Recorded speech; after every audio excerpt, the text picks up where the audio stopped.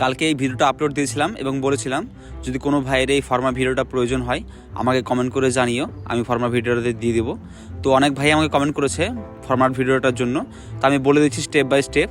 আমি প্রথমে নিয়ে নিয়েছিলাম 12 ইঞ্চি বা 12 ইঞ্চির একটা শার্ট পিস, অবশ্যই দুদিকে মাটান থাকতে হবে। তারপর দাগ মেরেছিলাম আমি 5 ইঞ্চিতে, তারপর মেরেছিলাম আমি 11 ইঞ্চিতে। মারার পর এটা শার্ট করে কেটে নিয়েছিলাম।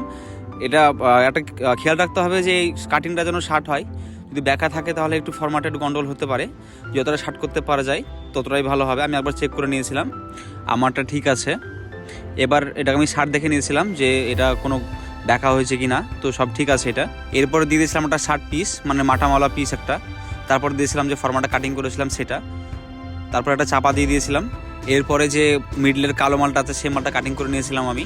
প্রথমে একবার সোজা করে পাতিয়ে আর অন্য সাইড উল্টো করে পাতিয়ে কেটে নিয়েছিলাম, তাহলে আমরা মিডলে যে মালটা আছে সেই মালটা বেরিয়ে গেছিলো।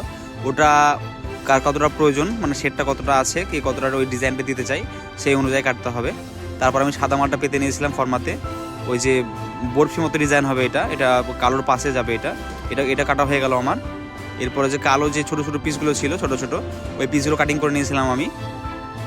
একই ফর্মা থেকে সবগুলো পিস কাটিং করা হয়ে যাবে, কোনো সমস্যা নাই, এর জন্য বা কোনো আলাদা ফর্মা করতে হবে না। কিন্তু লক্ষ্য রাখতে হবে অর্ধেক মাল সোজা করে কাটতে হবে আর অর্ধেক মাল উল্টো করে কাটতে হবে, তাহলে দুই দিকের মালটা বেরিয়ে যাবে। এটা ছিল ফর্মার ভিডিও। আমার এই ভিডিওটা যদি ভালো লেগে থাকে তাহলে লাইক, কমেন্ট এবং শেয়ার করে দিও। আর নতুন হয়ে থাকলে পেজটাকে ফলো করে নিও।